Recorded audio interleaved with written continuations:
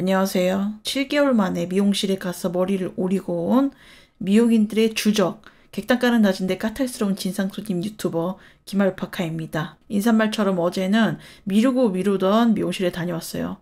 이사 온 후에 이 동네에서 처음 가본 미용실이었는데 결과물이 딱히 만족스럽진 않지만은 제가 그냥 참기로 했습니다. 머리카락은 다시 자라겠죠. 네. 시간이 해결해 줄 거예요. 그리고 다음번에 커트를 하러 갈 때는 그 미용실은 절대 안 가기로 다짐을 했습니다. 지난 생방송에서도 말한 적이 있는데 그래서 제가 집 앞에 있는 미용실에는 안 가는 겁니다. 이렇게 머리가 마음에 안 들어버리면은 미용실 간판이 눈에 띌 때마다 화가 나거든요. 예전에 살았던 집 바로 앞에 있는 미용실을 간 적이 있었어요. 그때도 지금하고 똑같이 단발로 잘라달라고 했습니다. 지극히 평범한 단발머리로 그냥 자르기만 하면 됐는데 세상에 여자애들이 인형 머리카락 숭덩 잘라놓은 것처럼 정말 볼품없이 잘라놨단 말입니다. 충격과 공포 그리고 엉성한 쑥대머리. 제가 이건 진짜 아니다 싶어가지고 이런저런 얘기를 했는데 못 알아듣겠다는 눈치였고 그 미용사가 나를 이상한 사람 취급하는 눈치였어요. 마치 뜨거운 아이스 아메리카노를 달라는 진상을 본 얼굴이랄까? 그리고 아까 자르는 동작을 유심히 봤는데 영 아니다 싶었거든요. 그 사람은 그게 최선이었고 이 사람이 더 건드렸다가는 수습이 아예 불가능한 상황이 될까봐 그냥 나왔습니다. 그리고 바로 다른 미용실에 가서 다듬고 왔어요. 그리고 또 집 앞이니까 당연히 지나갈 때마다 그 미용실이 보였겠죠. 매번 눈에 띌 때마다 그때의 불쾌한 기억이 떠올랐어요. 그 이후로는 다른 동네로 이사를 가서도 집 앞에 있는 미용실은 절대 가지 않는다. 이 철칙을 지켰습니다. 제가 아주 오랫동안 같은 헤어스타일을 고수했거든요. 이 단발머리 상태가 저한테는 제일 편해요. 머리가 짧아야지 머리 감는 시간, 말리는 시간, 사용하는 수돗물의 양과 샴푸의 양이 적겠죠. 그렇다고 숏컷을 해버리면 편할 것 같잖아요. 의외로 미용실을 자주 가야 합니다.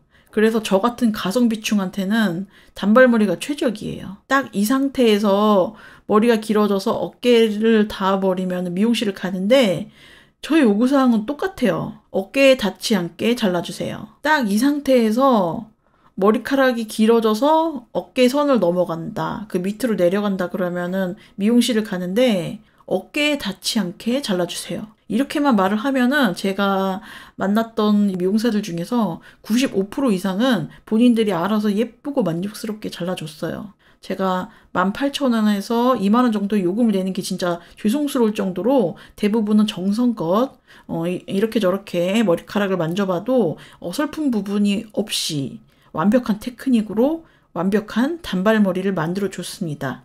근데 5% 정도의 미용사들은 머리를 진짜 거지같이 잘라서 제가 다른 미용실 가서 다시 손보게 만들더라고요. 이 사람들 특징은 일단은 성의가 없어요. 예쁘게 자르는 사람들에 비해서 가위질 횟수가 적어서 빨리 끝나거든요.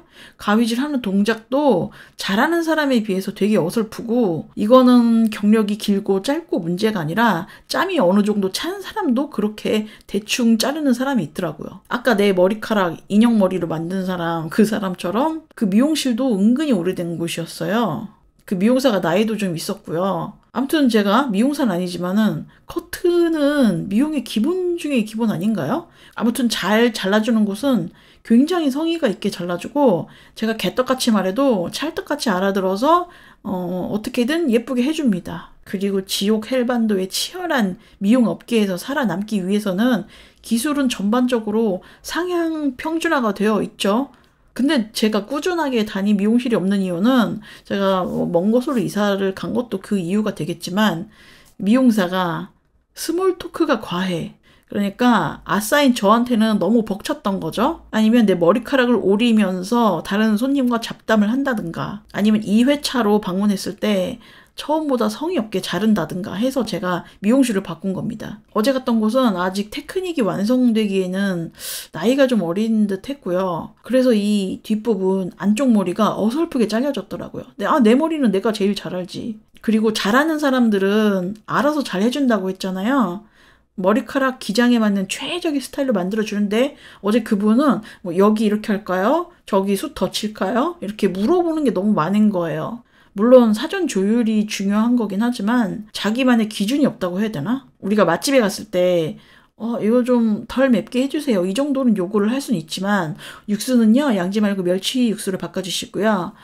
카레가루도 한 숟가락 넣어주시고 고명은 대파 말고 쪽파로 넣어주시고요. 청양고추 대신에 실고추를 송송 뿌려주시고 그릇은 사기 그릇 말고 수댕 대접에 담아주세요. 손님이 요리사한테 이 정도로 개입을 해서는 안 되는 거잖아요. 의견 조율이 필요 없는 영역인데 그래서 요리사도 나름의 기준을 가지고 요리를 하잖아. 근데 어제는 저렇게 깊숙이 개입하는 상황하고 비슷하더라고요. 그러니까 내가 머리 길이를 지정해 줬으면은 자기 기준대로 자르면 되는 거였다 이거죠. 지금까지 많은 미용사들이 그렇게 해왔고 내가 치과에서 일할 때도 느낀 게 의사가 좋은 학교 나오고 경력이 길다고 해서 실력이 좋은 건 아니라는 거예요. 아니 지금 도대체 뭐 하고 있는 거지? 경력에 비해서 진짜 처참할 정도로 실력이 없는 사람도 있었고요. 문제는 그거를 지적할 사람이 누구도 없으니까 천상천하 유아독존 자신의 실력이 좋다고 착각을 해버려요.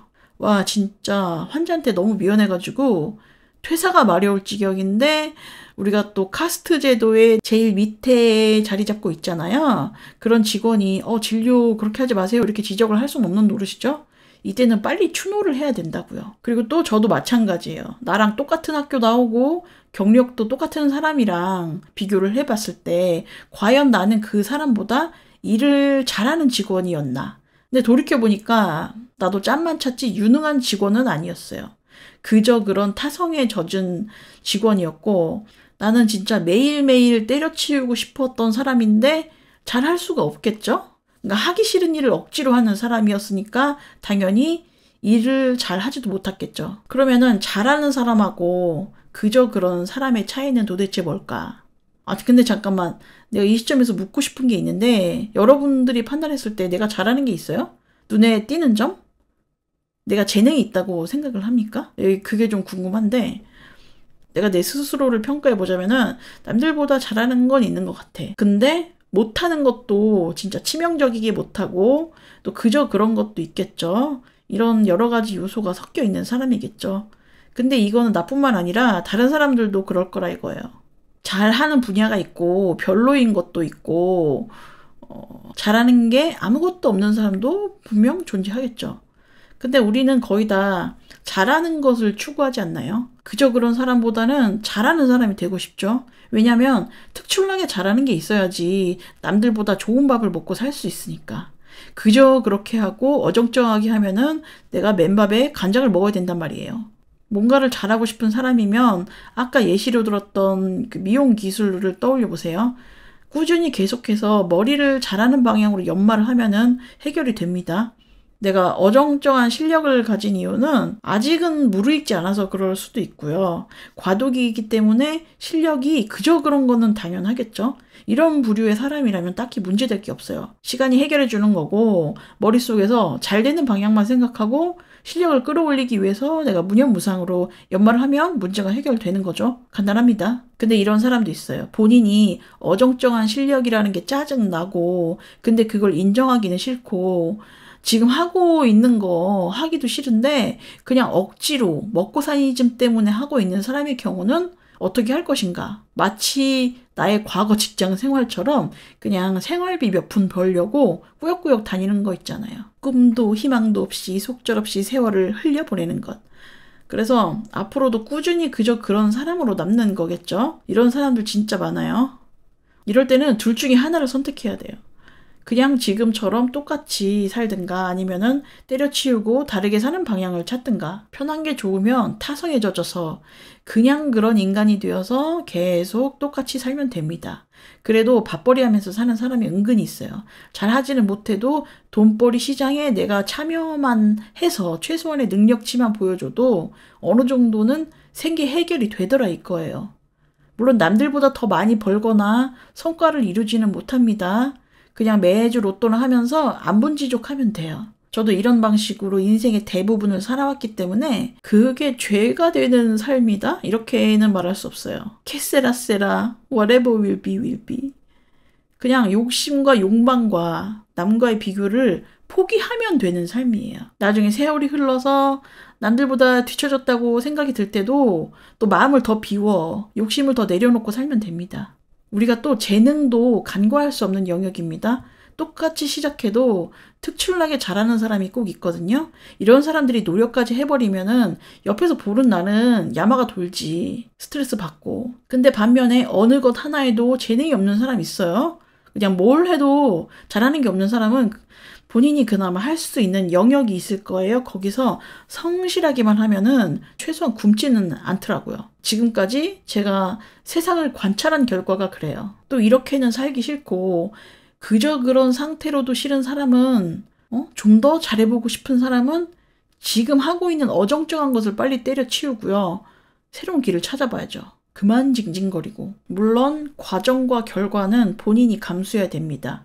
부동산 투자, 주식 투자도 리스크를 감수하고 베팅을 하는데 자기 인생을 거는 일인데 리스크가 왜 없겠어요. 내가 잘하는 사람이 되고 싶어. 근데 현재는 그저 그런 사람이야. 이 사람이 취해야 할 것은 첫 번째로는 평소에 관심 있는 것. 내가 해봐도 할 수 있겠다 느낌이 오는 만만한 것들 있잖아요. 그거를 시도해 봐야겠죠.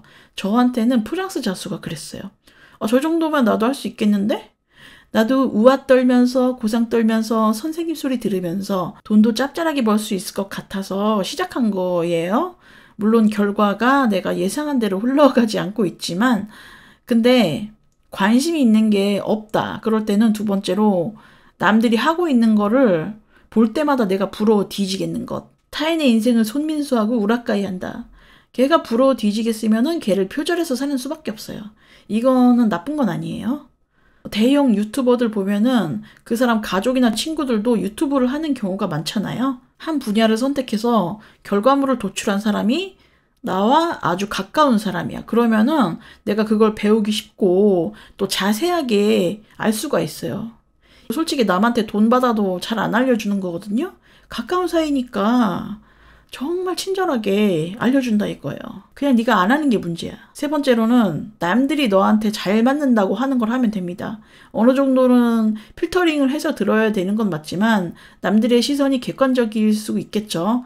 지금 현재 하는 일이 네가 안 맞는데 우겨서 하는 중일 수도 있어요. 그래서 주변인의 의견도 어느 정도는 참고하는 게 좋다. 이 중에서 하지 말라, 뜯어말리는 말은 듣지를 말고 이거 해봐라 하는 거를 새겨 들으면 된다. 네 번째로는 우연히 발을 담궜는데 의외의 재능을 발견하는 것. 이게 성립하려면은 가만히 쳐 누워있지 말고 여러 가지 시도를 해봐야 돼요. 잘하는 게 없는 사람이라면 영어 공부도 해봤다가 제과제빵도 배워봤다가 마크라메도 배워봤다가 대형 면허도 따보고 이래저래 돌려보면 어느 하나라도 얻어 걸리겠죠. 이것도 안 되고 나 아무것도 하기 싫다 그러면은 우울증 걸린 거니까 빨리 병원에 가보시고요. 마지막으로는 다방면을 깔짝깔짝 하는데 하나같이 평균치 이상은 해내는 사람도 있죠. 다재다능한 사람이 있습니다. 이런 사람은 선택과 집중을 해야 돼. 그런데 굳이 어릴 때 그럴 필요는 없고 한 30대 후반 정도 됐으면은 내가 그때 선택과 집중을 해야 돼요. 욕심을 좀 내려놓고 하나에 집중을 해서 누구보다 잘한다는 소리를 들을 때까지 한우를 파야 됩니다. 그래야지 돈을 벌고 다른 사람뿐만 아니라 나 스스로에게도 인정을 받는 거예요. 일단 나도 내가 살구멍은 알아서 팔 거고 제가 뭐 딱히 특출나게 잘하는지는 이제 판단이 애매한 상황인데 따지고 보면 그런 걸 고민하는 것 자체가 지금 저한테는 사치예요. 저의 최대 관심 분야는 생계밖에 없습니다. 먹고 사는 거가 지금 지상 최대의 과제예요. 그래서 제가 최대한 단순화시켜서 지금 현재 돈이 나오고 있는 구멍 여기만 몰두를 할 생각이고 뭐 하다 보면은 답이 나오겠죠. 또 하다가 답이 안 나오는 걸로 결말이 나면은 또 다른 길을 찾으면 되고 이거는 뒤질 때까지. 저희 방송이 여기까지입니다.